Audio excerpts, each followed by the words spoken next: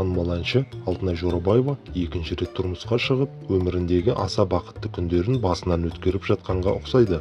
Өнер иесі жолдасымен түскен суреттері мен видеоларымен көптеп бөлісетін болған.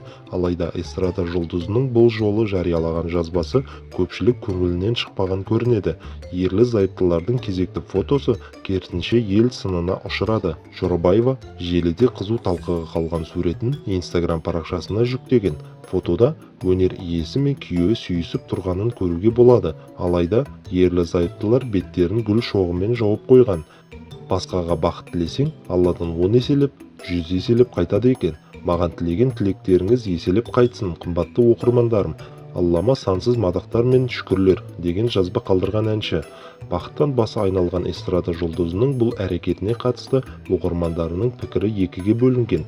Бірі Жорабаеваға шын бақыт тілеп қолдап жатса, енді бірі оның қылығын аса ерсі санауда. Бақытты болуға лайықсыз, бірақ мына суретіңіз артық екен. Бақытты болсын, бірақ мынадай суреттер салу тым ерсі, ұят болады.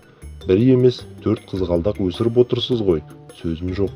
Ұят екен, мұндай сурет қоюдың қажеті жоқ деп ойлаймын, деп жазуда көпшілік.